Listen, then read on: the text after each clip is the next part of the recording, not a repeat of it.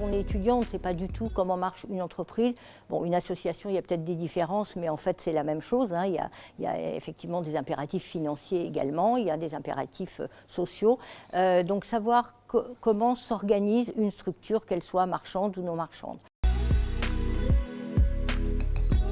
Dans la vie professionnelle et dans la vie concrète, il ne suffit pas de dire ça, on n'a pas le droit de le faire, parce que ce qu'attend l'interlocuteur, c'est des solutions. Par exemple, si on me dit on a besoin d'engager un contrat à durée déterminée, j'en ai déjà eu 2 ou 3 qui succèdent, il ne s'agit pas pour moi de dire non, vous ne pouvez pas le faire. Par contre, de trouver une solution. On va trouver un autre biais, on va prévoir le contrat de telle manière qu'on va pouvoir effectivement engager la personne que vous souhaitez, tout en restant évidemment dans la légalité.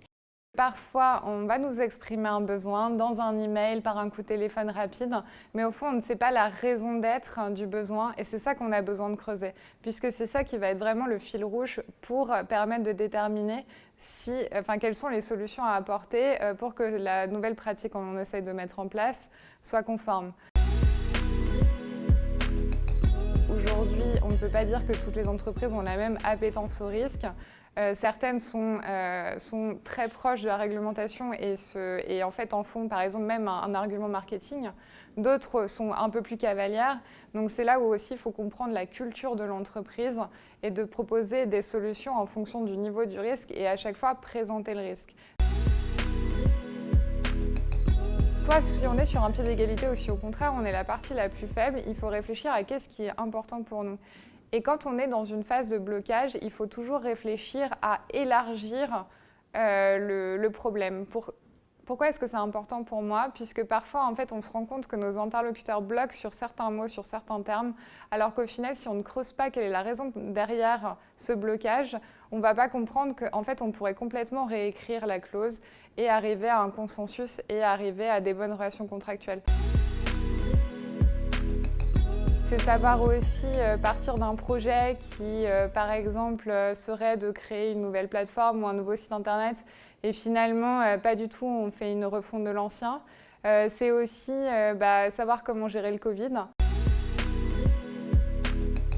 Ça veut dire être pragmatique, réactif, force de proposition, concret, savoir négocier et savoir convaincre. Moi, je dis souvent que les juristes, on est des techniciens des mots.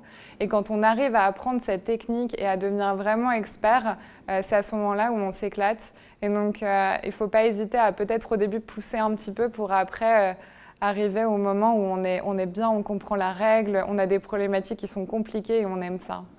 Quand j'étais étudiante, on a appris à raisonner, ça c'est un fait, dans les études juridiques, on apprend à raisonner, mais par contre, je n'ai pas du tout appris comment fonctionnait une structure, une entreprise, une association, quelle que soit la structure. Donc ce qu'il faut aujourd'hui, à mon sens, et je pense que c'est indispensable, c'est d'avoir à la fois une connaissance un peu plus même théorique sur l'organisation des structures des entreprises, mais aussi être confronté à la vie réelle, c'est-à-dire faire des stages, être en alternance, de façon à pouvoir comparer, confronter ses connaissances à une pratique sur le terrain.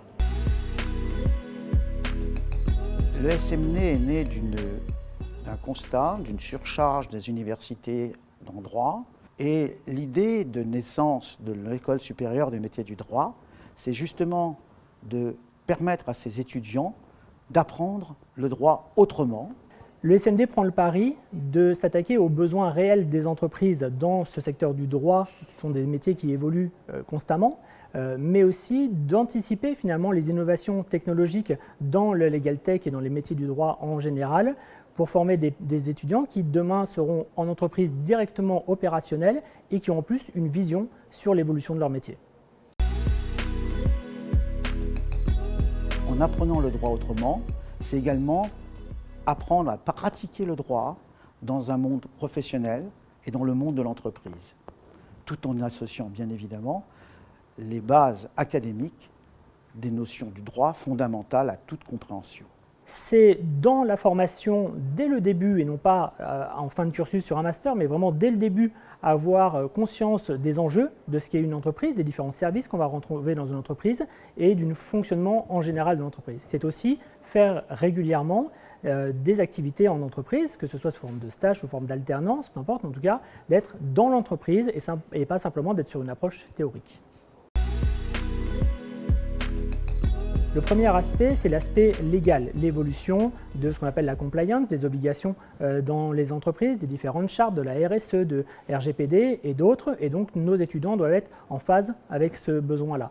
Mais c'est aussi se projeter sur le futur. Penser blockchain, penser smart contract, mais aussi les legal tech en général. Et on veut que toutes ces innovations qui, pour certains, sont des angoisses, pour que ce soit nos étudiants, ils le voient comme une évolution et une opportunité pour demain. Nous proposons des diplômes certifiés de Bac+2 à Bac+5. L'avantage par rapport à l'enseignement traditionnel, c'est qu'un étudiant qui souhaite s'arrêter au bout de la deuxième année, c'est-à-dire ce que nous appelons nous le Bachelor 2, il obtient un titre certifié qui lui permet, au bout de 2 ans, de rentrer dans une entreprise avec un emploi dédié au droit de l'entreprise. L'étudiant qui veut poursuivre, il ira encore jusqu'à Bac+3, Bac+5, et à Bac+5, il obtiendra un diplôme.